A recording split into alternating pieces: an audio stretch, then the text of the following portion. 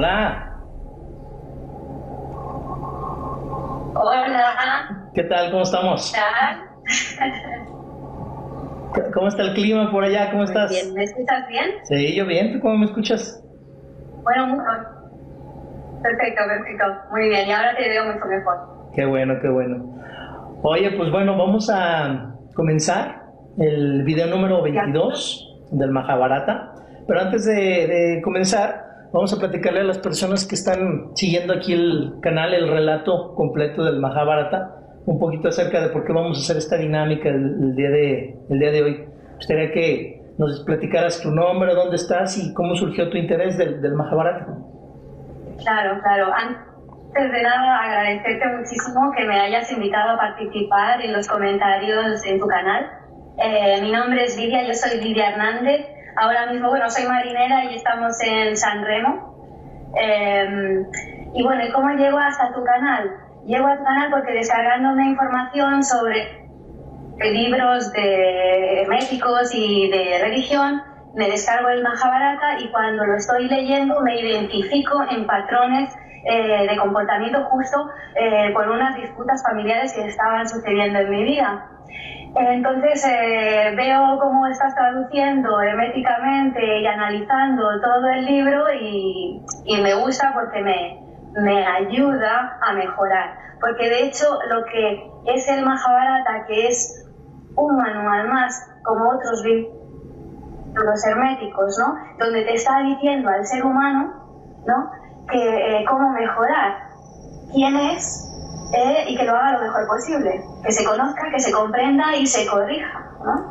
Claro. Sé coherente, reconoce tus patrones, corrígelos y conseguirás un estado de plenitud contigo y con el todo. Es la base, prácticamente. Exactamente. Sí, eso es importantísimo, importantísimo.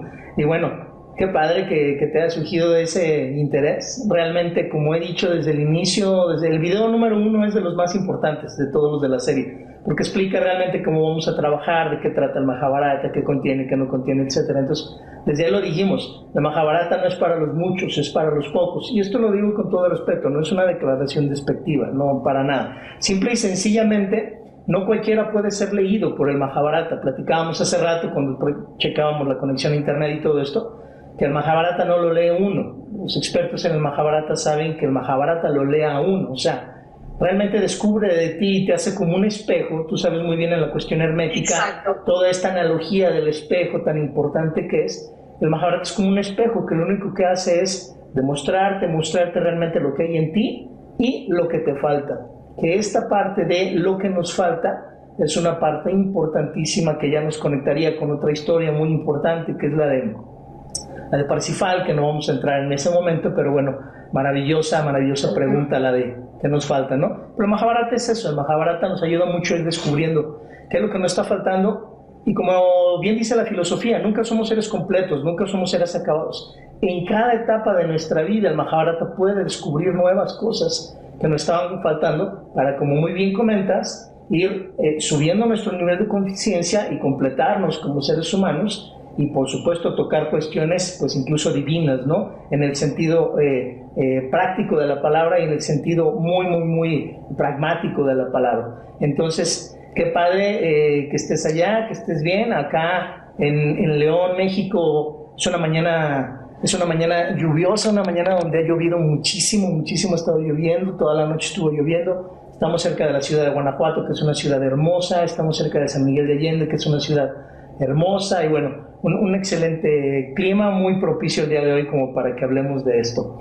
Entonces, no sé también si quieres platicar un poquito acerca, por ahí me comentaste que traías algunas anotaciones, comentarios o dudas, lo que sea, de videos anteriores. Si gusta, los dialogamos, los platicamos antes de continuar, con mucho gusto. Sí, bueno, como quieras, bueno, por ejemplo, lo que sí que me he hecho un pequeño resumen, Sí. bueno, del capítulo que vas a leer, por supuesto, pero por ejemplo me he hecho una anotación de cómo es la cosmovisión hindú, ¿no? De que según ellos dicen que todos somos distintos aunque todos venimos del mismo sitio, ¿no? Sí. Considera que todos nacemos con diferentes impresiones dependiendo de nuestra evolución, ¿no? Y que luego llegamos a la liberación, al estado de conciencia y libertad absolutas, que es el moksha. Así es. y me parece, o sea, como su visión del mundo, de la vida, de la muerte, todo lo que existe es parte de mí y yo parte de ese todo. Y lo importante es que la relación que yo mantengo con personas, animales y con el todo que existe, o sea, es maravilloso, ¿no? O sea, esa forma de reunir el todo, como lo hace en el Mahabharata. De hecho, tú has dicho que es el libro más antiguo que se conoce, ¿no? Hablando de religión. Hay otros más antiguos. Lo que tiene el Mahabharata es especial. Pero es de los más antiguos, ¿no? Es de los más antiguos, claro, hay otros más antiguos, pero es de los más antiguos, y lo que tiene en particular es que funde realmente al menos 4 o 5 filosofías primigenias, de las cuales surgen muchas otras filosofías, incluso las griegas, incluso las chinas, etc. Eso es lo que tiene de particular, que todo lo que es el conocimiento antiguo del hombre lo funde y lo plasma dentro del libro en la forma de una historia para que sea entretenido, pero las lecciones, las formas de obtener artha, kama y al final de cuentas moksha, que es la liberación, es realmente lo que nos va llevando el libro de una manera muy velada, de una manera muy poco nos vamos dando cuenta. Al final de cuentas nos lleva a la liberación. De hecho, no lo hemos visto, pero al final, ya cuando lleguemos a los últimos videos, vamos a ver que al final realmente es el ascenso de Yudhishthira, que es el hermano, no el mayor, porque el mayor es Karna, pero un personaje muy importante del Mahabharata, nos está relatando su ascenso a niveles superiores de conciencia, que en el libro lo relatan como el cielo de los hindús, por así decirlo. Pero insisto, en la historia nada más es velado, nos está dando a entender cómo body o el buddhi o nuestra conciencia, nuestra realmente conciencia espiritual va ascendiendo y puede llegar a estos niveles. Eso que comentas tienes toda la razón, es cierto y padrísimo. Muy bien, ¿algo más que quieras comentar? ¿Algo más que quieras decir antes de que entremos de lleno a este capítulo? Bueno, sobre la marcha, sí. Cuando quieras puedes empezar con el capítulo. Pues de una vez, vamos a empezar. Entonces, como siempre lo hemos hecho, lo voy a leer el capítulo completo y después de eso ya vamos a ir desmenuzando pieza por pieza y parte por parte. Entonces, comenzamos a leer el vaticinio de Vyasa, capítulo 16 de la traducción de Emilio Faro. Los 5 príncipes Pándavas, junto con su madre, escoltados por los rishis de Satarringa, llegaron a Hastinapura. La gente se sorprendía mucho al verlos. La noticia llegó a oídos de Bhishma y Dhritarashtra, los cuales se acercaron a las puertas de la ciudad para recibirlos. Hacia ahí se dirigieron Dhritarashtra, Bhishma, Balika, el hermano de Shantanu, su hijo Somadatta, el sabio Vidura, Satyavati, Ambalika, Ambika, Gandhari y otros familiares, acompañados de un enorme séquito. Y en las puertas de la ciudad se encontraron con Kunti y los 5 príncipes Pándavas, acompañados por los rishis, a quienes honraron con reverencias. Los rishis contaron la historia del nacimiento de los Pándavas a todo el cortejo de los Kurus que había venido a recibirles. También les contaron su educación en el bosque hasta la reciente muerte de su padre Pandu junto con madre. Después añadieron: os hemos traído a estos jóvenes que son la esperanza de la casa de los Kurus y junto a ellos su madre. Depende de vosotros, Bhishma y Dhritarashtra, el cuidar de estos niños que se han quedado sin padre. Y después de decir esto, los rishis se fueron. Bhishma se quedó apenado y mudo en cuanto supo que ya no podría ver de nuevo a su joven sobrino Pandu, mientras que Dhritarashtra estaba triste por la pérdida de su hermano y compañero, recordando con nostalgia aquellos días de su niñez en los que Pandu le hacía olvidar su ceguera con su cariño y amor.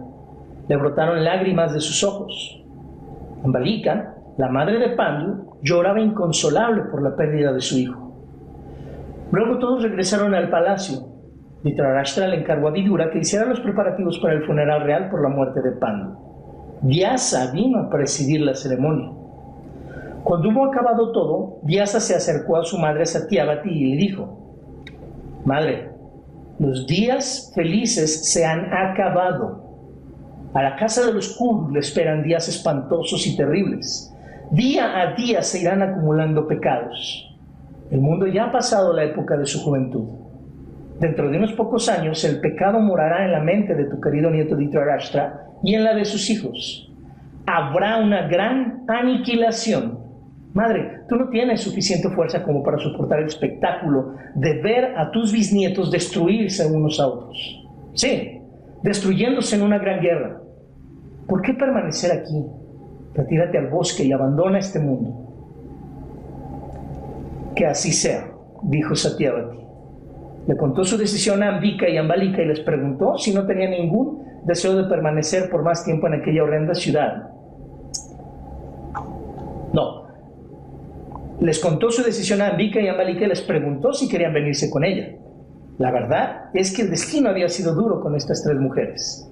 Ya no tenían ningún deseo de permanecer por más tiempo en aquella horrenda ciudad que les había deparado tanto sufrimiento.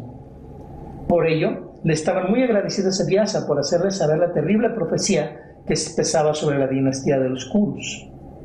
Habían perdido ya todo interés por los acontecimientos del mundo, por lo cual las tres mujeres acordaron marcharse al bosque en busca de una paz que pudiera hacerles olvidar las amarguras del pasado y cicatrizar las heridas de sus corazones. Antes de partir para el bosque, las tres reinas se despidieron de todos los miembros de la casa real. A Bhishma no le alegró la noticia y dirigiéndose a su madrastra le preguntó ¿por qué le abandonaba? Satyavati le respondió, hijo mío, Vyasa me ha dicho que la casa de los Kurus va hacia la aniquilación y yo, que me creía fuerte, ahora sé que no lo soy. Por eso no quiero quedarme para contemplar la destrucción de mi familia. Me aislaré en el bosque, estoy decidida. ¿Aniquilación? Dijo Bhishma. Cuéntame más acerca de esta profecía de Vyasa. Satyavati le contó todo. La cara de Bhishma palideció de horror y dijo, yo también tengo el deseo de abandonarlo todo. Mi padre me otorgó un don por el cual podría morirme cuando quisiese y ya no hay nada por lo que quiera seguir viviendo. Llamaré a la muerte y me iré de vuelta a los brazos de mi madre. No lo harás, dijo Satyavati. Depende de ti que la casa de los Kurus se establezca firmemente en este mundo. No debes pensar en retirarte de este mundo antes de que hayas cumplido con esa tarea. Una vez te pedí que hicieses algo y te negaste. Esta vez no puedes hacerlo. Te ordeno que cuides a estos niños. Bhishma inclinó la cabeza asintiendo en silencio. Luego, Satyavati junto con las otras dos mujeres partió hacia el bosque dejando nuevamente sobre Bhishma el peso de velar por el trono de la casa de los Kurus. ¿Qué tal, ¿Qué tal? Muy bien. Ay, humildemente, todo este drama se sigue desenvolviendo. Pues muy bien, así las cosas. Y vamos a abrir, por aquí tengo una serie de anotaciones donde vamos a empezar a darle contexto a todo esto que acabamos de leer. Y recordemos que le estamos leyendo la parte de Emilio Faro, que es un súper resumen de lo que es el Mahabharata. Y mucho de lo que voy a comentar ahorita contiene los escritos originales del Mahabharata original, el Mahabharata hiperextenso, el que realmente debe de ser, el que contiene miles y miles de páginas, ese Mahabharata de los 100,000 versos, ese Mahabharata de las 200,000 renglones, ese Mahabharata, de ahí vamos a analizar cómo se escribió realmente y originalmente esto. Y bueno, para ello voy también a hablar un poquito acerca a las referencias de las cosas que están ocurriendo en el mundo en el año 1509 a.C. Esto es muy importante para contextualizar y tener una imagen más rica y más amplia del Mahabharata. La vez pasada hablamos acerca, si recuerdas en el video, hablábamos en el video de Conoce a Sahadeva, hablamos acerca de las edades de cada uno de sus hermanos y las edades de cada uno de los protagonistas. Y estábamos hablando de que fue en 1509 a.C. cuando muere Pandu.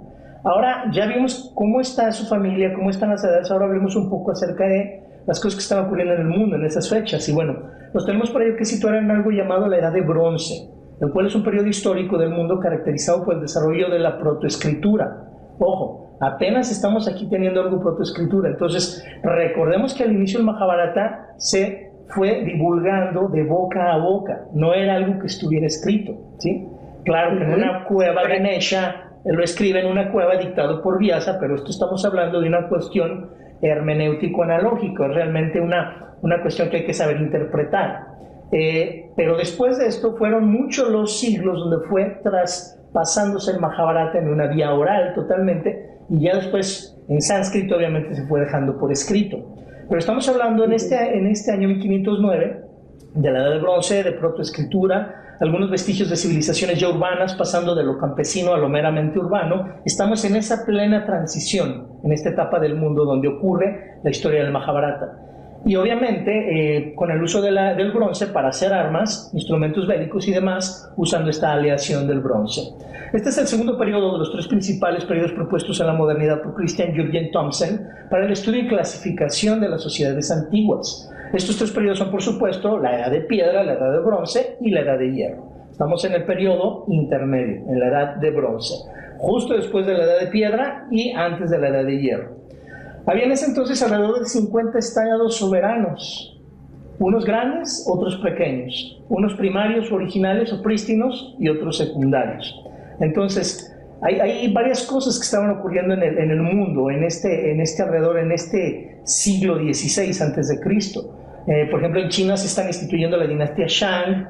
En Europa Central, desde el Rin hasta los Cárpatos occidentales, comienza la cultura de los túmulos, donde hay sepulturas de inhumación individual con montículos de tierra. Estos montículos de tierra, ahí empieza realmente en el siglo XVI antes de Cristo. En las orillas del río Ursud, en Sajonia, en la actual Alemania, empiezan artesanos de la cultura unirse a crear un disco estelar, un disco que tiene muchos mensajes también muy importantes.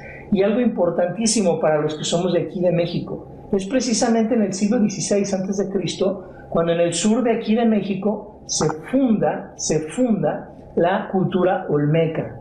De hecho, hay una parte de la historia del Mahabharata hermosísima que lo has escuchado, lo han escuchado, las personas que nos siguen lo has escuchado. He mencionado repetidamente que muchas cosas he tenido que dejar fuera, ¿lo recuerdas? Sí. Lo he dicho porque sería infinito si realmente metiera yo todo. Pero hay una parte cuando Kunti va a por su segundo hijo, que es Bhima. Cuando va por segundo hijo, el dios Vayu, que es el padre de Bhima, la agarra en sus brazos y la lleva en un viaje donde ven entre comillas, donde ven un océano de leche. Un océano de leche. ¿Qué es el océano de leche? Es la Vía Láctea. Es la Vía Láctea, en el espacio. Y la lleva y le da la vuelta al mundo. Y fíjate bien, 1600 años antes de Cristo, están los hindúes escribiendo y describiendo que la Tierra es redonda. ¿Tienes idea de lo que es esto? 1600 años antes de Cristo, describiendo que la Tierra es redonda. Y a lo que voy a hacer esto, y con esto termino. El dios Vayu le describe que al otro lado del mundo, hay culturas extremadamente desarrolladas en arte y en ciencias. Si tú hicieras un hoyo a través de la India, ¿sabes a dónde saldrías en el otro lado?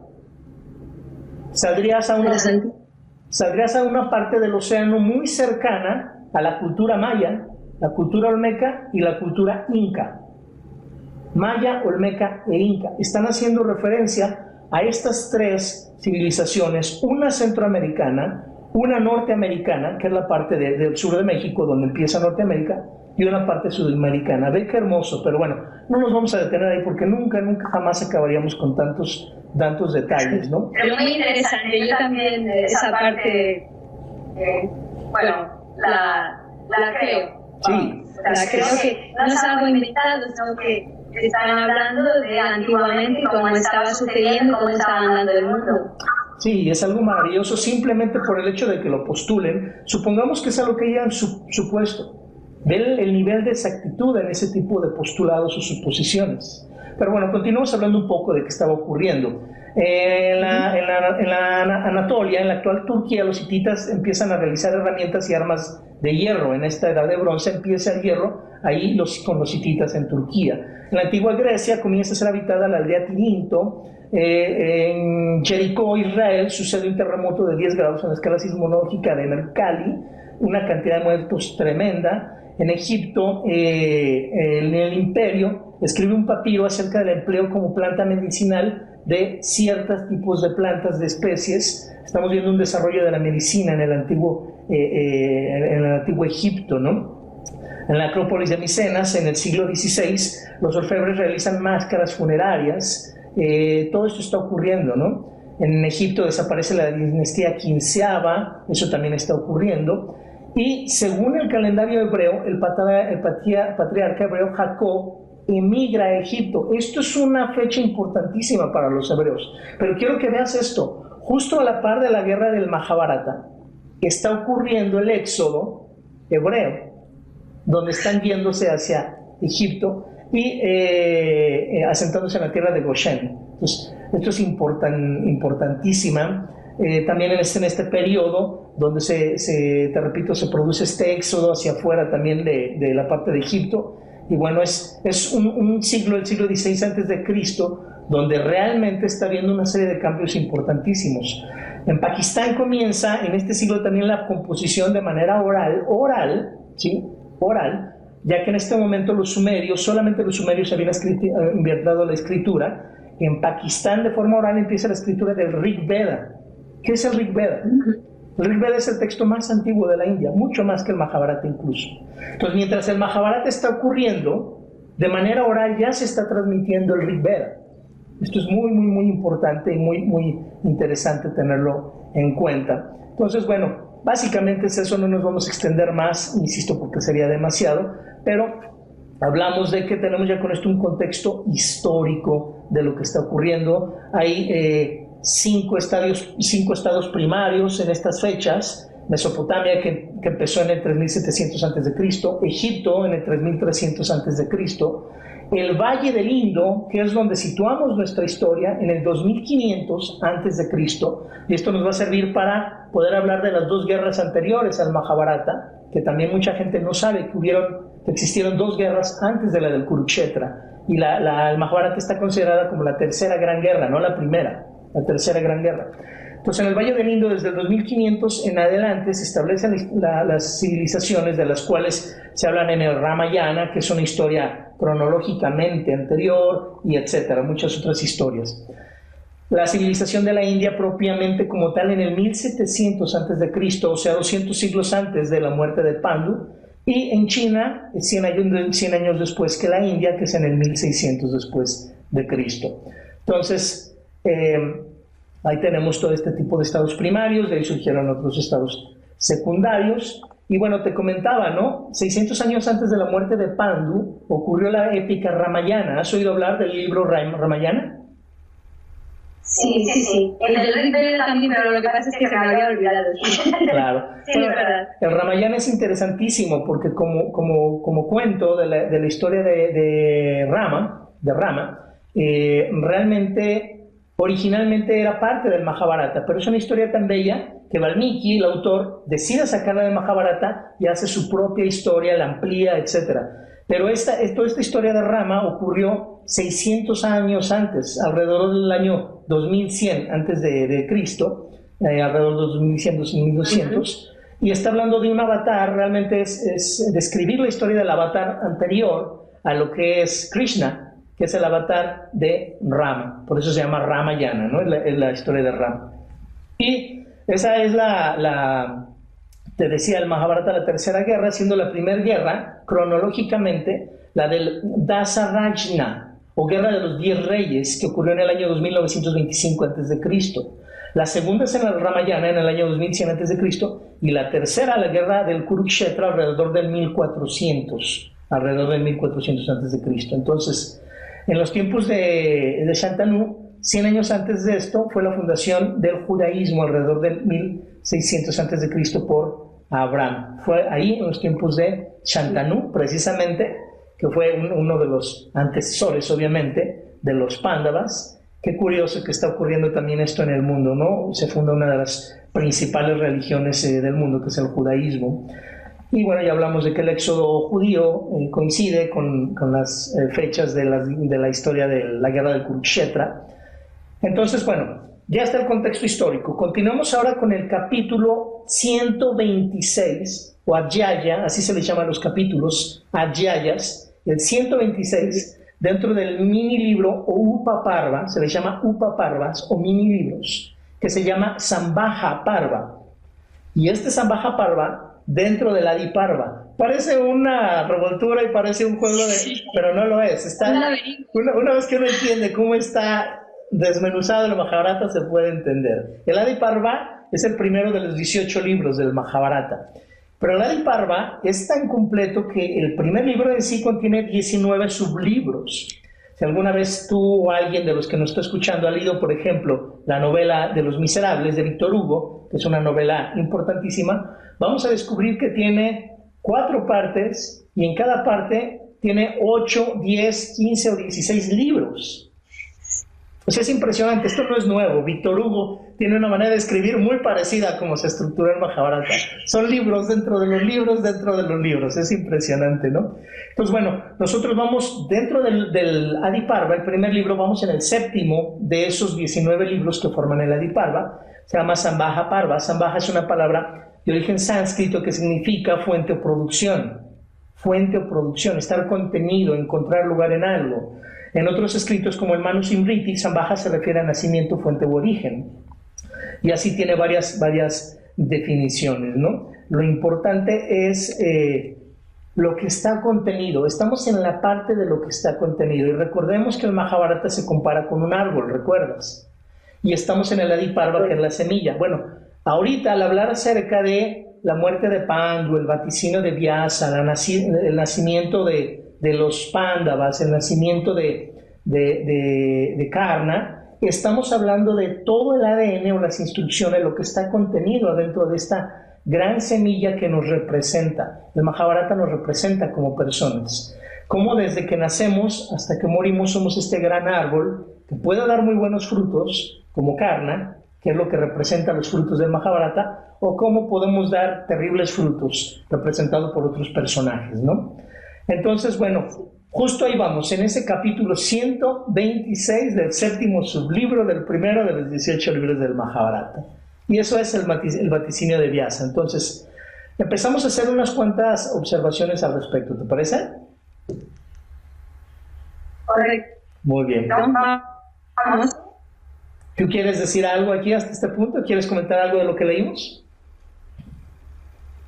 De lo que has leído de antes, del vaticinio de Vyasa, del capítulo del Emilio Faro. Sí, si quieres comentar algo de eso. Bueno, yo me había notado que, claro, o sea, por supuesto que quién es Vyasa, claro, o sea, todo el mundo se ha asustado, ¿no? O sea, es un sabio que practica meditación y austeridades, y ya es hijo de un gran sabio a la vez, de Parasara, ¿no? De largos retiros, peregrinaciones, por su nivel de conciencia. Entonces, él ya está repitiendo el patrón del padre. Así es. O sea, es por lo que estábamos hablando, ¿no? De cómo es un manual para decirle al ser humano, al Mahabharata, de, hey, advierte al ser humano de quién eres para que lo hagas mejor, ¿no? Pues aquí te está diciendo ya, el ser humano, este personaje ya, este patrón genético que ha cogido de su padre, ¿no? Por lo que sabemos que también tiene conciencia de observar y captar las situaciones que van a llegar, así que ole por Vyasa, porque está dando un vaticinio por observador. Así es, sabio. Así es. Y esa observación que nos estás compartiendo es muy acertada y se repite muchísimas veces a través del Mahabharata. Por ejemplo, ¿qué representa Bhishma? Bhishma representa la obediencia total hacia Santanu, su padre. La obediencia total a las reglas, a lo antiguo, etc. ¿Y qué representa Krishna en el Mahabharata? Krishna representa el personaje que viene a romper, totalmente romper, de una manera literal y figurativa, en ambos sentidos, con todo lo anterior. Krishna es el que viene y pone en duda y rompe los antiguos paradigmas. Y esto, el Mahabharata, lo que nos está realmente mencionando es, oye, si hay una serie de cuestiones que se te han heredado, si hay una cuestión de normas, si hay una cuestión de moralidades, pues las moralidades y las normas son evolutivas, cambian. Lo que nunca cambia es el Dharma. Lo que jamás cambia es el Dharma. Pueden cambiar las normas, pero lo correcto siempre va a ser correcto y lo incorrecto siempre va a ser incorrecto. Entonces, Krishna, que realmente es un avatar, un descenso de Vishnu, que es el Dios supremo, en este siguiente descenso viene y rompe con todos los paradigmas. Pero ¿qué hizo en su anterior descenso? Como Rama, en el Ramayana, ¿qué hizo como Rama? Fue el más obediente y el más devoto de todas las reglas hasta la más pequeña. Es el rey perfecto, es el ser humano perfecto como Rama. porque en esa etapa o yuga, que ya hablaremos después de los yugas, en esa etapa era lo que se requería, era el tipo de comportamiento y era adecuado para lo que estaba ocurriendo. Pasan los tiempos, pasan los yugas, se degrada la civilización humana, cae en un estado de degradación y tiene que llegar un personaje como Krishna a romper con todo para establecer el camino del Dharma o establecer lo correcto. Entonces, eso que comentas es importantísimo. Muy bien, pues vamos a hacer aquí unas observaciones acerca de lo que leímos. Leímos del vaticinio de Vyasa, dice que los 5 príncipes Pándavas junto con su madre, escoltados por los rishis de Satarringa, llegaron a Hastinapura. La gente se sorprendía mucho al verlos. Ahora, les quiero platicar a todos y te quiero platicar. ¿Sabías que estos 2 cortejos que lo recibieron fueron enormes? Fueron unos cortejos enormes. ¿Sabes cuántos rishis entregaron a los Pándavas? ¿Cuántos sabios entregaron a los Pándavas? 108. Buen número, ¿verdad? Es un hermoso número, el 108. Miles, el Mahabharata original, el escrito original completo, lo dice así textualmente: miles de charanas, rishis, siddhas y munis. Miles. Y desde ahí empiezas a ver el poder que trae detrás Hastinapura. ¿Qué significa Hastinapura? ¿Qué significa Hastinapura? Hastinapura muchos lo traducen como la ciudad del elefante. Hashti, elefante, la ciudad del elefante.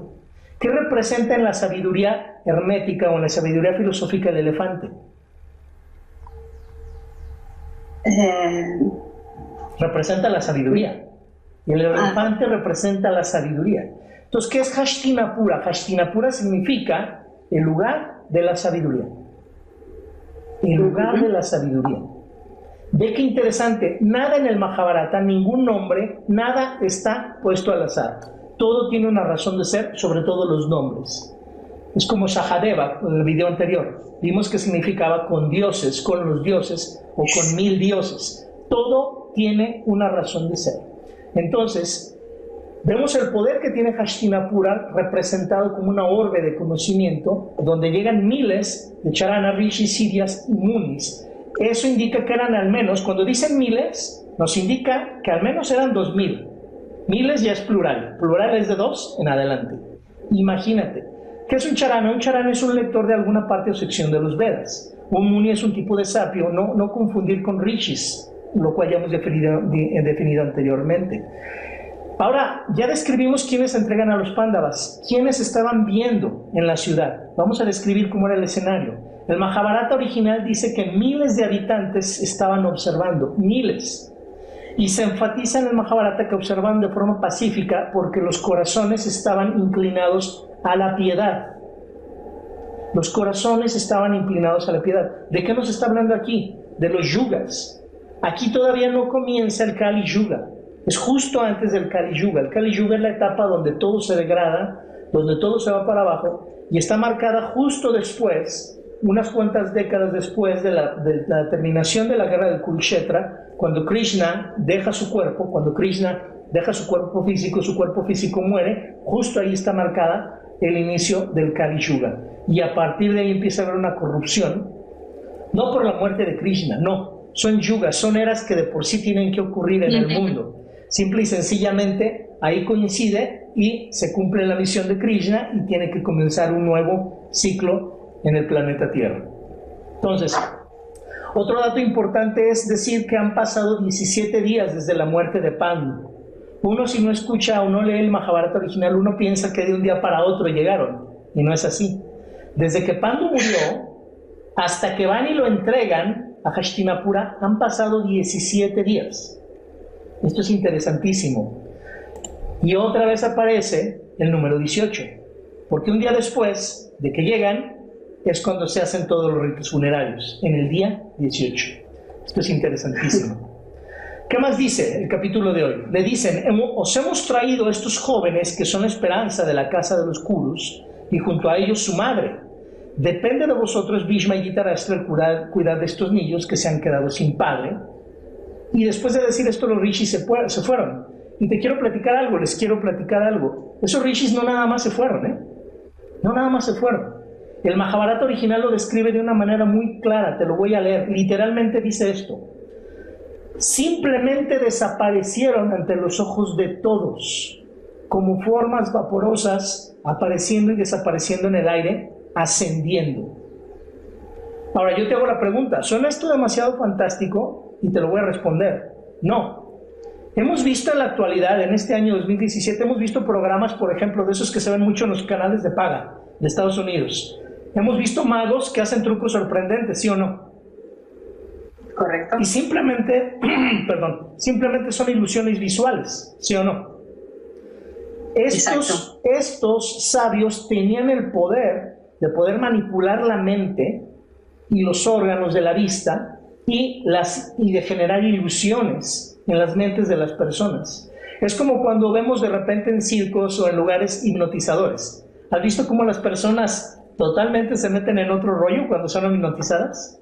Sí, correcto. Incluso también te quiero comentar, por ejemplo, en lo que es la cosmovisión andina, también tienen el altomisayo, puede hacer aparecer y desaparecer, o sea, son chamanes también, ¿no? O sea, son culturas que están en todas partes. Así es. Ahora, fíjate bien, aquí hay algo que quiero comentar porque sí es un hecho muy grande. Magia puede entenderse de una manera muy interesante como metafísica aplicada. Esto me lo enseñó uno de mis maestros de psicología y de metafísica, hermoso maestro. Magia es metafísica aplicada. Y ha habido muchos charlatanes que han ensuciado el tema, pero dentro del 90% de charlatanes hay un pequeño porcentaje de este tipo de sabios como los que tú comentas, sabios como los que estamos comentando aquí en el Mahabharata, que realmente llegan a desarrollar este tipo de habilidades, pero hay tanto charlatán que gracias a esos charlatanes es por lo que este tipo de cosas adquieren mala reputación. Entonces, es verdad. Esto es muy interesante. ¿Por qué? Porque nos lleva de la mano, tiene un vaso comunicante a muchos otros temas, incluso en la antigua Grecia, los sofistas, que eran filósofos que realmente no le hacían bien a nadie, eran simplemente unos mantenidos, eran simplemente unas personas que todo lo hacían por dinero y con el único interés de dinero, y eso no es un filósofo, eso no es un filósofo. Y hoy en día estamos llenos de doctores de filosofía en las universidades que simplemente son, ni más ni menos, únicamente esta naturaleza de personas, este tipo de personas, no llegan a más que eso. Y hay algunos cuantos de ellos que sí, son maravillosas personas y hacen mucho por el bienestar de todos. Pero hay que saber distinguir entre un sofista y un verdadero amante de la sabiduría.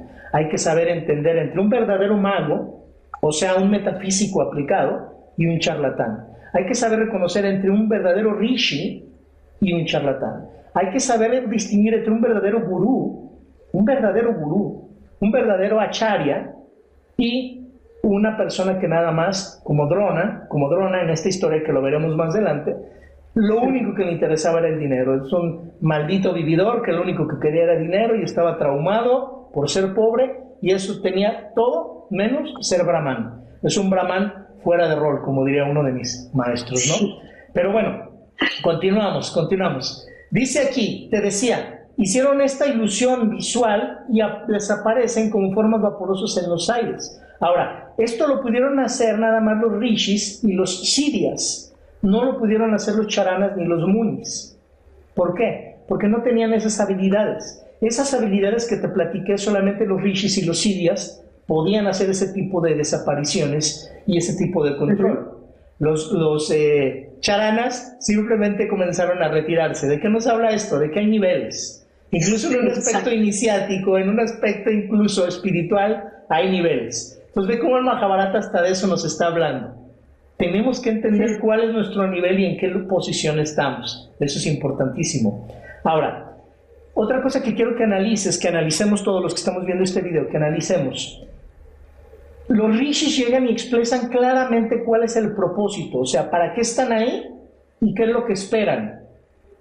¿Para qué están ahí y qué es lo que se esperan? ¿Cuántas veces en la vida no cometemos ese error? No expresamos claramente qué queremos y no expresamos claramente por qué estamos en algún lugar. Hay que expresar el producto final valioso de una manera clarísima y el propósito de una actividad de una manera clarísima. Esto, cuando doy conferencias a empresas o capacitaciones a empresas, es un tema importantísimo que les digo. Debe de estar el producto final valioso de cada puesto clarísimo y el propósito de ese puesto. De eso nos están hablando aquí. Mira, te lo vuelvo a leer, de esto nos están hablando. os hemos traído a estos jóvenes que son la esperanza de la casa de los Kurus. Depende de vosotros el cuidar de los niños. Ahí está el propósito, ¿sale? Está expresado. ¿Cuál es el producto final valioso? Que cuiden de ellos. Ahora, fíjate bien, no se están dirigiendo nada más a Dhritarashtra, al rey. Le hablan a Bhishma también, para que no se haga el que la Virgen le habla. Porque Bhishma le encanta adoptar ese papel en el Mahabharata, así como de que yo no soy el rey, yo nada más soy el guardián del trono, a mí no me metan en sus rollos, ustedes son los... No, le están hablando también a él, Bhishma y Dhritarashtra, como para que luego no le saque, ¿sale? ¿Cuántas de las veces no pasa eso en nuestras vidas también? Hay una labor que se tiene que hacer en equipo y uno se queda así como que en la sombra, ¿no? Así como que a mí no me hablan. Sí, ahí es donde desaparecen, sí, o no llegan, o no vienen, o no se comprometen, exacto. Exacto, entonces, fíjate bien, hay un séquito muy grande. Ahí estaba presente Vidura, que es alguien extremadamente sabio. Bueno, ahí estaba presente. Sí. Pero no se dirigen a él. ¿Por qué? Porque a pesar de ser el más preparado de ser rey, no tiene poder. No tiene el poder. Era el hijo de la sirvienta. El hijo de la sirvienta. Y tiene todas las cualidades para ser rey, pero no tiene el poder para ser rey. ¿Sale? Exacto. Entonces, esto que estamos comentando es importantísimo. O sea, está Vidura y no tiene el poder, a pesar de tener toda la capacidad. Por eso no le hablan, por eso no se dirigen con él. Bhishma, todo el mundo sabe que es moralmente el mantenedor del trono. Moralmente. Dhritarashtra es un rey ciego que tiene muchísimas deficiencias. Entonces, se dirigen a Dhritarashtra no por el poder, sino por el puesto.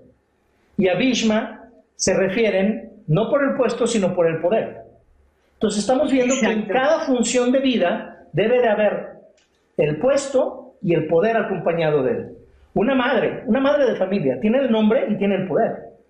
Un empresario tiene el nombre y tiene el poder. Un científico es un nombre, pero también hay un poder detrás. Entonces, cada asignación de puesto en la vida tiene un nombre y tiene un poder. Entonces, bueno, esto lo analizamos aquí, es una enseñanza valiosísima del Mahabharata. Y luego dice, Dhritarashtra le encargó a Vidura que hiciera los preparativos para el funeral real por la muerte de Pandu. ¿Sí? ¿Sabes qué le dijo realmente? En el Mahabharata original, ¿sabes qué le dijo? Le dice... Distribuye de todo lo valioso a todos los que pidan en la cantidad que pidan.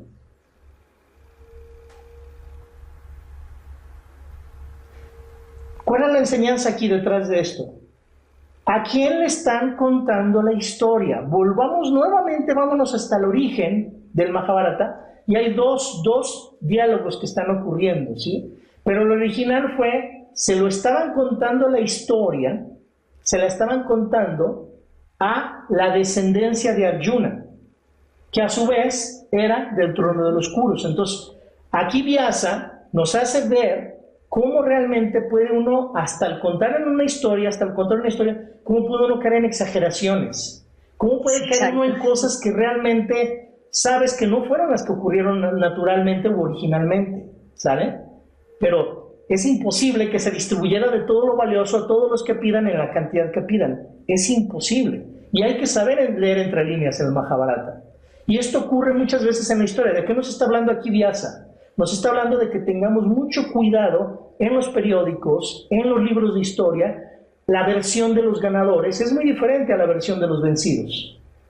Siempre. Cada uno va a dar su versión, claro. Mira, hay un libro del Mahabharata, de un análisis del Mahabharata de un escritor hindú que se llama Ayaya.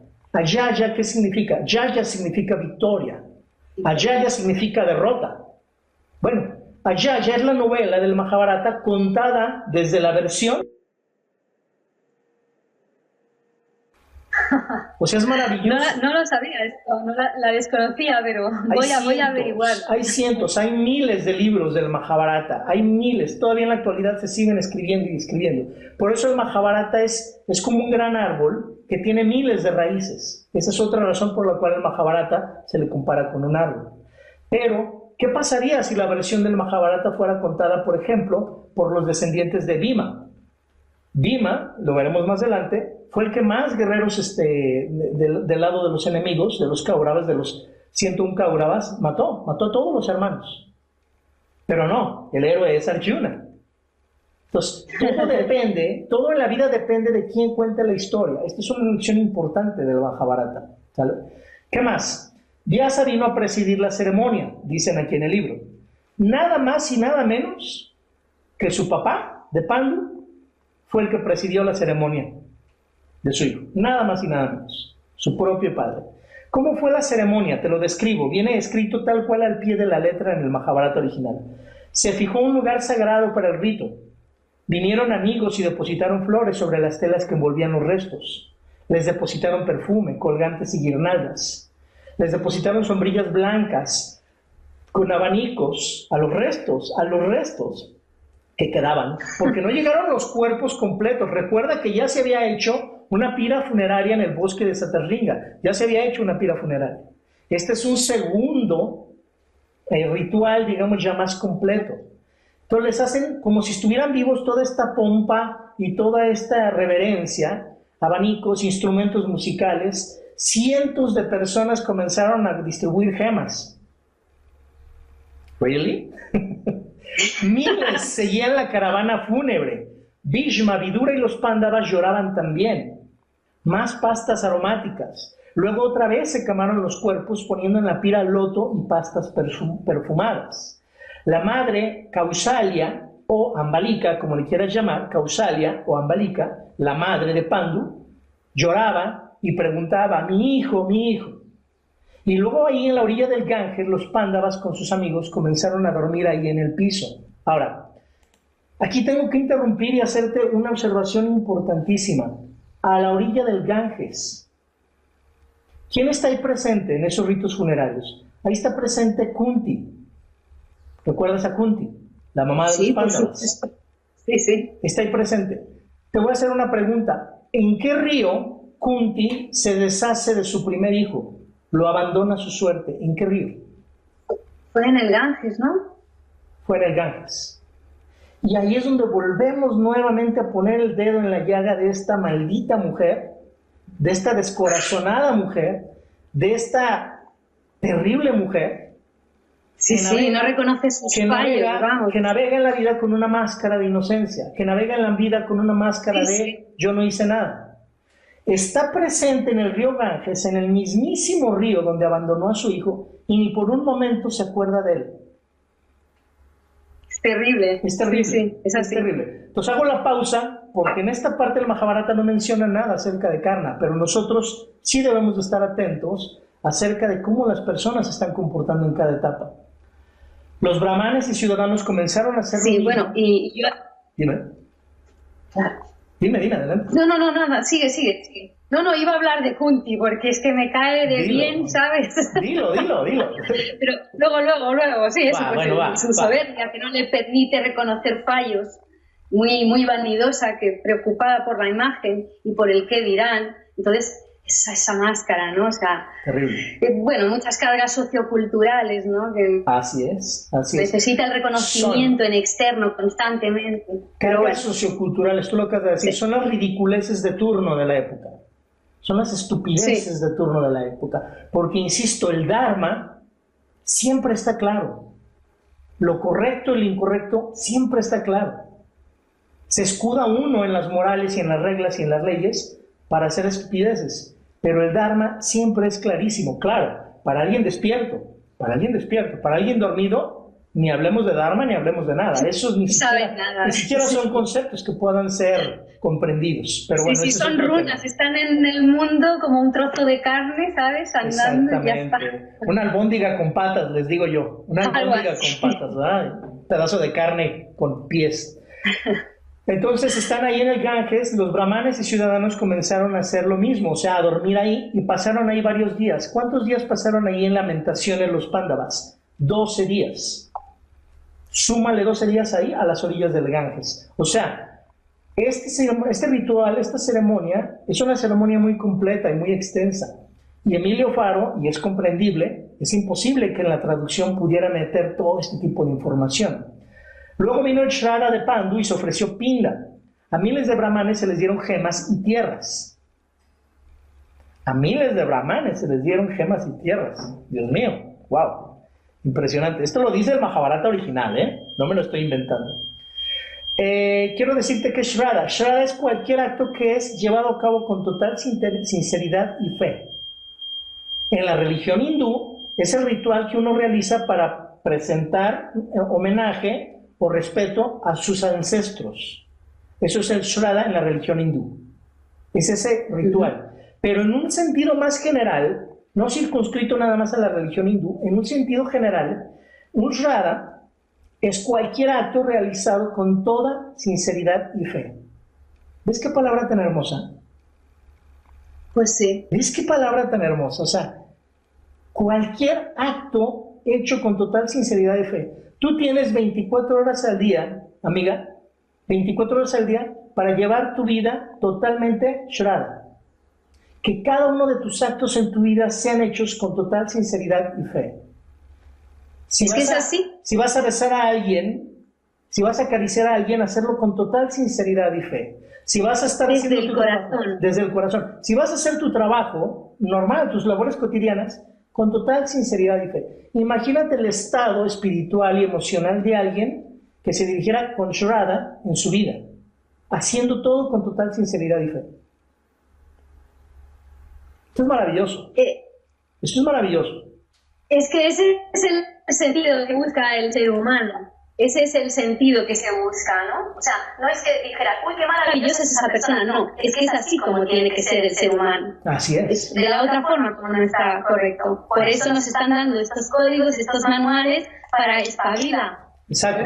Que son un resumen de todos los Vedas, que son un resumen de todas las filosofías, de las 4 o 5 principales filosofías, hasta la fecha, y lo resumen y lo sacan como un perfume, como un elixir, todas las gotitas de lo más hermoso, y lo depositan en el Mahabharata.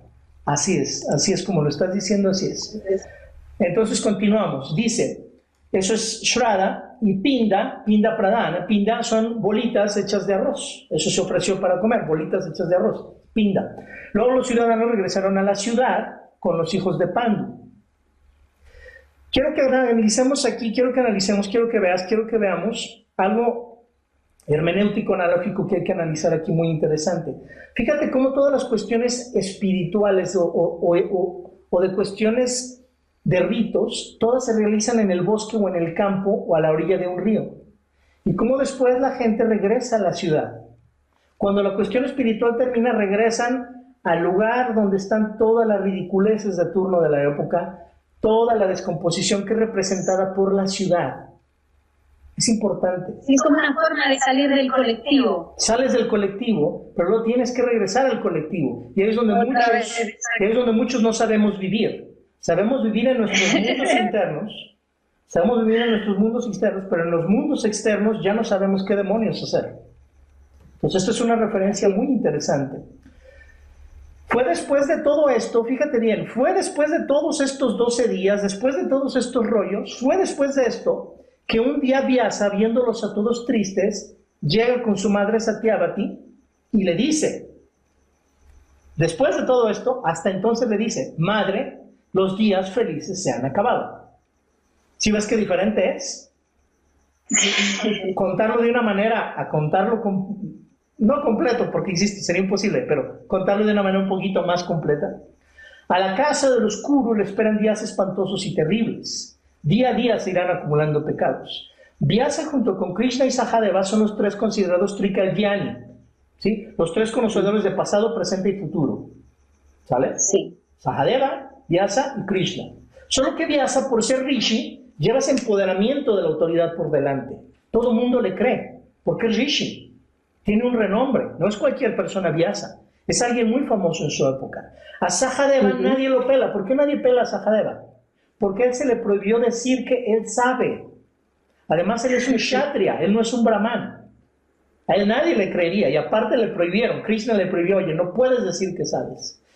Y Krishna es totalmente libre, totalmente despreocupado, Krishna le vale, a Krishna no le interesa que nadie se entere de cuál es. Me encanta. Krishna es maravilloso, y viéndolo desde un punto de vista totalmente secular, ojo, no nos confundamos. Es muy correcto. Aquí no estamos hablando ni de religión ni de nada, simplemente como personaje. Exacto. Es maravilloso. Como personaje de la obra es maravilloso. Su forma de ser, su libertad, su capacidad para salir de moldes, de paradigmas, es maravillosa. ¿Sale? Sí, es un verdadero maestro, además. Es un maestro, es un maestro. Se nota. Y es alguien que no tiene ningún tipo de límite. Él no se anda realmente con ningún tipo de consideración. Cuando de realizar lo correcto se trata, a él le vale todo el que dirán. Nunca se para por el que dirán, cuando se trata de hacer lo correcto. Entonces, pero por eso, porque él es el creador de su propia existencia. Perdona que te haya interrumpido. Porque él es el poder de su vida. Él se ha empoderado. Vishnu. Y eso representa Vishnu, y por eso hay avatares o descensos de Vishnu, para mostrarle en cada yuga y en cada época del mundo, despierten, así es como deben de manejarse, así es como debe de ser el asunto. Cambian las condiciones, cambia tu forma de ser, pero el Dharma no cambia. Entonces, es muy importante lo que comentas. Los tres Trikalyanis, estos tres personajes, ¿eran sabios, o era magia, o era un poder sobrenatural? No. Cualquiera de nosotros, observando bien el entorno, como lo hacía Sahadeva, observando bien la naturaleza de lo que nos rodea, podemos tener este tipo de predicciones y podemos saber todo esto. Hay un escrito que yo estudié hace muchos años en uno de algunos cursos que he tomado, que se llama Predicción y Consecuencias. Y es muy claro, cuando tú observas y realmente tienes capacidad de análisis, puedes predecir muchas cosas y puedes ver consecuencias que va a ocurrir. Entonces esto es interesantísimo. No es magia lo que hace un rishi, es realmente su capacidad de observación. Y luego le dice Vyasa, les dice, el mundo ya ha pasado la época de su juventud. Está hablando aquí de los yugas. De una manera velada está hablándoles de que viene un cambio de era, de que viene un yuga. Actualmente con todo esto del internet, con todo esto de la información, con todo esto de la globalización, ya no se sabe si es un cambio de era o una era de cambios. Ya los expertos sociólogos ya no te saben decir, ¿es una era de cambios o es un cambio de era? Pues no lo sé, pero todo está cambiando. Y nadie sabe cómo va a ser el futuro. El tema de prospectiva es un tema importantísimo porque ya nadie sabe cómo va a ser el futuro. Entonces, fíjate bien, aquí hay una parte muy importante que quiero que pongamos todos mucha atención. Fíjate bien lo que te voy a comentar aquí. Aquí hay una gran alteración en la traducción del Mahabharata, de lo que dice en español, de lo que realmente es. Con esto que te voy a hacer ver, cambia totalmente la historia del Mahabharata. Dice, dentro de unos pocos años el pecado morará en la mente de tu querido nieto Dhritarashtra y en la de sus hijos. Habrá una gran aniquilación. Madre, tú no tienes suficiente fuerza como para soportar el espectáculo de ver a tus bisnietos destruirse unos a otros. Sí, destruyéndose en una gran guerra. ¿Por qué? ¿Por qué permanecer aquí? Retírate al bosque y abandona este mundo. Y yo te quiero preguntar, ¿realmente eso dijo Vyasa? Y yo te respondo, no dijo eso Vyasa. Y te voy a leer exactamente qué dice el texto original de Vyasa. ¿Qué dijo exactamente? ¿Sí? Porque esto no lo dijo. Dice, fíjate bien, te lo voy a leer textual. Madre, nuestros, y aquí con mayúsculas la palabra nuestros. Madre, nuestros días de felicidad se han ido y los días de calamidad han arribado. El pecado comenzará a incrementarse día a día. El mundo ha envejecido.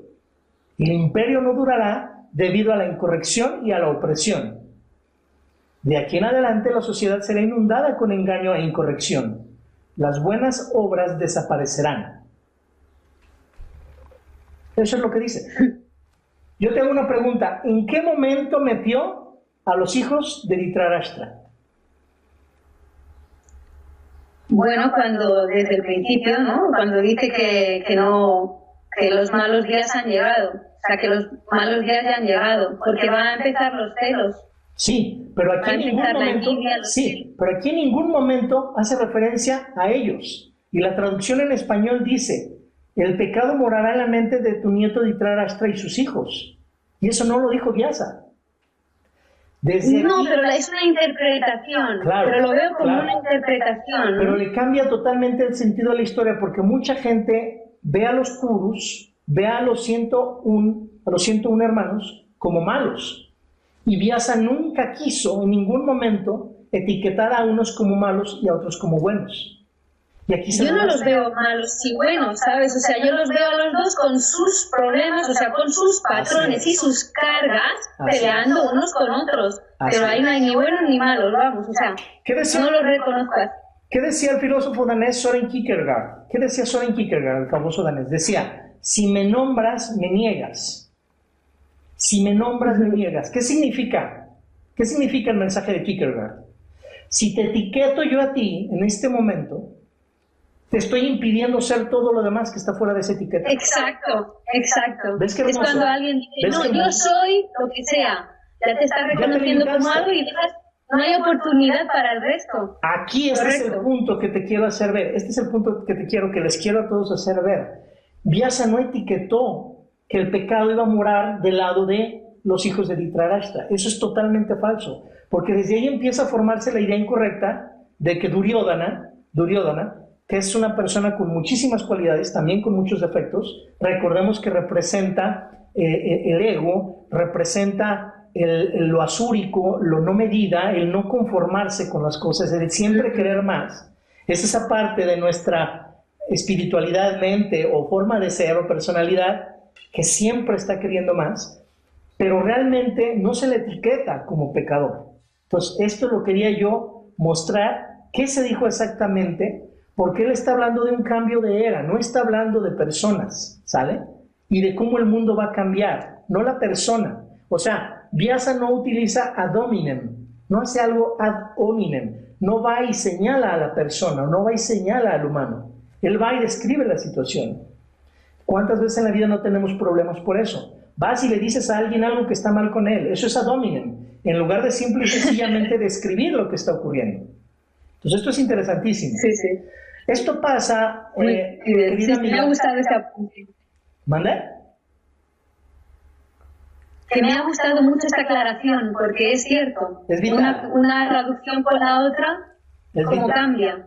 Es vital. Como dirían en la película Okja, acaba de salir una película hermosa de Netflix que se llama Okja, sí, hermosa. Sí, que la comentaste, he visto que la has comentado, a ver cuándo puedo verla, ya veré. Y ya lo dicen ahí en esa película. Hermoso, ¿no? Está hermosa, pero ya lo dicen ahí en esa película, la traducción es sagrada. La traducción es sagrada, ¿sale? Ok, ya lo verás, ahora que veas la película ya verás, ahora que vean la película de Okja ya verán por qué la traducción es sagrada. Muy bien, esto pasa, querida amiga, después del punto de no retorno. Ya no se trata de mi felicidad o la del vecino, la que acaba, es un nosotros, es un nosotros. Nadie vivimos como una isla, todos estamos interconectados. Y ahí es donde Vyasa lo quiere hacer ver. Madre, nuestros días de felicidad se han ido. Nuestros. Fíjate bien, él se está incluyendo. ¿Y eso qué es un sabio? Está dando a entender que hasta el más sabio puede sufrir por la desgracia ajena, por la desgracia del contexto social que le está tocando vivir. Entonces esto es importantísimo. Hay un punto en nuestra vida, amiga, donde nos hacemos viejos. ¿Cuándo ocurre esto? Cuando el pecado se acumula día a día. Esto no lo dice el Mahabharata, estas son las conclusiones que saco de lo que te leí. Ahí es donde nos hacemos viejos. Te lo puedo volver a leer para que veas. Aquí Vyasa nos está dando a entender dónde se hace uno viejo y no lee uno con atención y se lo pierde uno. El pecado comenzará a incrementarse día a día. El mundo ha envejecido. Vyasa está hablando de ti, no está hablando del mundo. Está hablando de que cuando el pecado en ti comienza a incrementarse día a día, el mundo envejece. Así de hermoso y así de claro es. Y pecado no es faltar a una religión, a una iglesia, eso no es pecado. Pecado tiene que ver con ir en contra del Alma-Dharma o no hacer las cosas de acuerdo al Alma-Dharma. Quiero llamar tu atención, quiero llamar su atención a esto. Que así sea. O sea, después de todo el desmadre que hizo, después de todo el desbarajuste que hizo, después de que dejó patas para arriba Hastinapura con sus decisiones, porque fue ella la que forzó las cosas, fue ella la que hizo que las cosas se torcieran totalmente, fue ella lo que el rey Bharata, lo que dejó como norma de que el hijo que fuera, el hijo o la persona, aunque no fuera su hijo directo, la persona que fuera la más digna y la más capaz era el rey. Ella viene y lo tuerce todo completamente por sus ansias de poder, porque su hijo tenía que ser el rey. Después de que viene y destruye totalmente Hastinapura, quiero que veas cómo la destrucción ocurre desde antes de la guerra del Mahabharata. La destrucción La lección aquí del Mahabharata es la destrucción ocurre desde que tomamos las decisiones, no con las acciones que vienen después. Correcto. Es correcto, ¿ves? Y aquí se ve clarísimo. Somos los creadores de nuestra propia existencia, con perdón. Somos los creadores de nuestra propia vida, sea bien o para mal. Nosotros decidimos en cada momento. Pero eso germina dentro, eso germina en nuestro mundo interior y luego se manifiesta en el mundo exterior a través de acciones. Esta es la parte que tenemos que tener muy clara. Y ella, sin ningún tipo de problema, dice, sí, vámonos. Ahí te dejo el problema. Úchila, adiós. Bye. Válgame Dios. Así hay personas en la vida. Cuidado, así hay personas en la vida. Llegan, hacen un terrible relajo en tu vida, hacen un terrible destrozo en tu vida y luego adiós. Adiós. Bye. Aquí no pasó nada. A lo que sigue. Vamos a arruinarle a la persona siguiente la vida. Sí. ¿Vale? Entonces ese es el tema. El Mará... desde el materialismo y del... Así es. Perdón. ¿Qué dice el Mahabharata textualmente en esta parte? Dice, habiendo comprendido las palabras de Vyasa, Satyavati fue a las habitaciones internas del palacio y dirigiéndose a Ambika, o sea, la madre de Dhritarashtra, le dijo, yo escuché que como consecuencia de las acciones de tus nietos, esta dinastía Bharata y sus integrantes perecerán. Eso dice el Mahabharata original. Y quiero llamar aquí tu atención a un punto. ¿Eso fue lo que le dijo Vyasa? ¿Eso fue lo que le dijo Vyasa? Fíjate bien, le dice, dirigiéndose a la madre de Dhritarashtra, le dice, yo escuché que como consecuencia de las acciones de tus nietos, esa dinastía Bharata y sus integrantes perecerán. Eso dijo Vyasa. Otra vez vamos a regresarnos a ver qué dijo Vyasa. Madre, nuestros días de felicidad se han ido y los días de calamidad han llegado. El pecado comenzará a incrementarse día a día. El mundo ha envejecido. El imperio no durará debido a la incorrección y la opresión. De aquí en adelante la sociedad será inundada con engaño e incorrección. Las buenas obras desaparecerán. Eso dijo. En ningún momento está hablando de sus nietos. ¿Sí ves? ¿Cómo Satyavati siempre está apuntando, siempre está señalando el error en otro lado, siempre está tratando de desplazar la responsabilidad? Aquí Vyasa, en este renglón del Mahabharata, en esta parte, nos quiere hacer ver esta costumbre humana de siempre estar buscando el error en otro, no en ella. La causante de todo eso es ella, y no, está culpando a los nietos. Y eso no dijo Vyasa. Y Vyasa es tan sabio que en ningún momento le dice, es por tu culpa, Satyavati, es por tu culpa, madre. No. Un verdadero brahman, un verdadero sabio no hace eso, no anda buscando culpables. Está en un estado de Shamadhi, está en un estado tan liberado que no se anda preocupando por ese tipo de cosas, de echar culpas. Tú ves a alguien echando culpas y de inmediato sabes que no está iluminado, que no está emancipado, que no ha logrado. Ya te das cuenta, exacto, que está culpando al otro, o sea... para evitar tú estar metido en el problema, la culpa es del otro. Así es, ¿ves? Aquí está muy claramente el problema de encima. Aquí está muy claramente el modus operandi y el modus vivendi de Satyavati. Cómo opera y cómo vive. Y es definitivamente triste ver este tipo de comportamientos. Hoy, actualmente, miles de años después, continúan. Eso es lo que hace un ser degradado. Hay muchas Satyavati por ahí. Satyavati, es el complejo de Satyavati, ¿verdad? Vamos a ponerle el complejo de Satyavati. Esto hacen los seres degradados. Manipuladora. Así es. Son los lentes que todos usamos y cómo los usamos. El iluminado, que tiene en particular diferente a nosotros? El iluminado ya dejó los lentes. Sigue viendo, pero ya sin lentes que le distorsionan las cosas. Y esos son los lentes de Satyavati. Ver las cosas de manera distorsionada. ¿Sale? ¿A dónde nos dirigimos cuando somos dirigidos por una visión incorrecta? Esto es importante analizarlo. Luego dice que así sea, Satyavati, o sea, ya lo dijimos, se retira sin chistar después de haber dejado deshecha Hastinapura, ¿sale? Antes de partir para el bosque, dice el libro, las tres reinas se despidieron de todos los miembros de la casa real. A Bhishma no le alegró la noticia y dirigiéndose a su madrastra le preguntó por qué le abandonaba. Satyavati le respondió: hijo mío, Vyasa me ha dicho que la casa de los Kurus va hacia la aniquilación y yo, que me creía fuerte, ahora sé que no lo soy. Por eso no quiero quedarme para contemplar la destrucción de mi familia. Me aislaré en el bosque, estoy decidida. ¿Aniquilación?, dijo Bhishma. Cuéntame más acerca de esta profecía de Vyasa. ¿Sí? O sea, quiero hacer aquí el comentario. Bhishma, que es poderosísimo, Bhishma, que está entrenado por los mismos dioses, le dice: aniquilación. ¿Cómo? Si yo le prometí a mi papá cuidar del trono. ¿Cómo? Si yo soy súper fuerte, ¿cómo que esto va a ser aniquilado? ¿Cómo? Y mi terrible promesa, esa terrible promesa que hice con el puño levantado, ¿todo eso de qué sirvió? ¿Cuál es la lección que Vyasa aquí nos quiere dar a entender? No importa qué tanto poder tengas, no importa qué tan hábil seas, no puedes contra el poder del mundo, no puedes contra todas las contraintenciones y todo el poder de lo externo. Si te pones a pelear con todo, jamás vas a ganar. Por eso se dice filosóficamente que no se puede ganar sin perder, ni se puede perder sin ganar. Cada que pierdes, ganas un poco. Y cada que ganas, pierdes también un poco. Entonces, esta es la parte que Bhishma se queda así como diciendo: ¿qué pues? ¿Y todo mi trabajo qué? ¿Cómo que esto se va a aniquilar?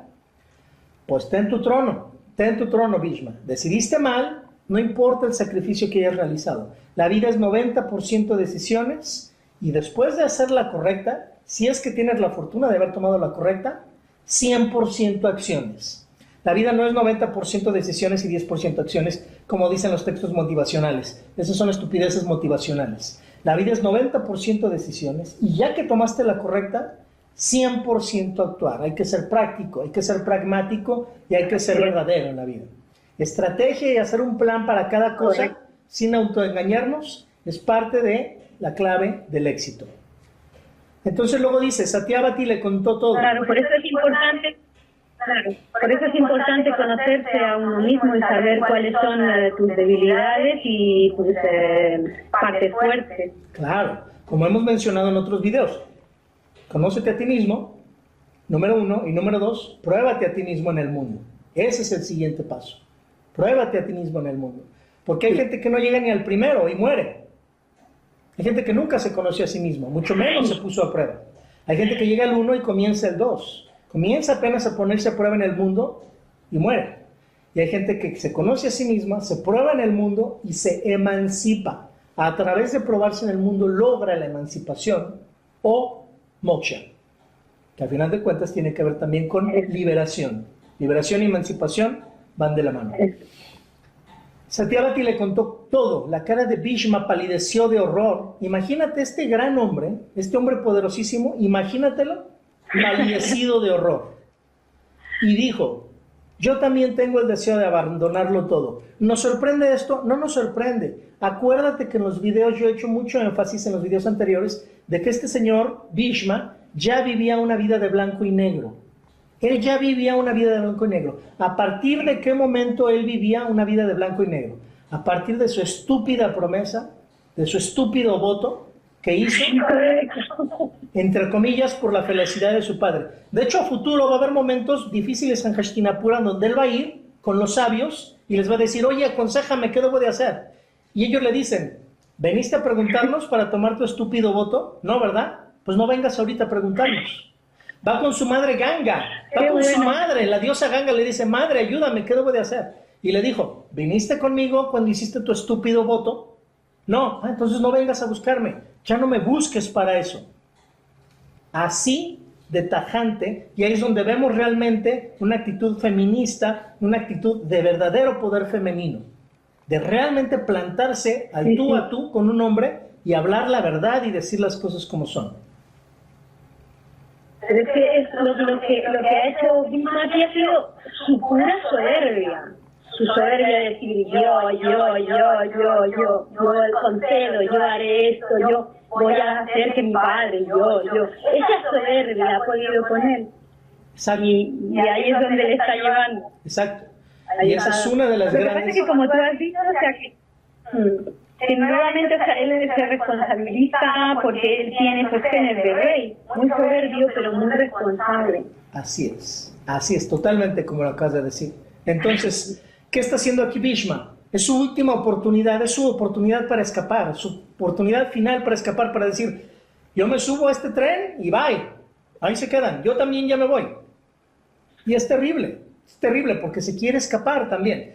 ¿Y qué ocurre con Satyavati? Para terminar de seguir arruinando las cosas, le dice, no, no lo harás. ¿Te quieres ir? Pues, ¿qué crees? Que dice que tu mamá que siempre no. Dice tu mamá que siempre no. O sea, te vas a quedar. Y tú, depende de ti que la casa de los Kurus se establezca firmemente en este mundo. No debes pensar en retirarte de este mundo antes de que hayas cumplido con esa tarea. Y así atrapamos a los seres humanos. Así atrapamos a los seres humanos. A través de obligaciones, a través de tareas, a través de cosas impuestas, a través de inhibirles cosas, etcétera, etcétera.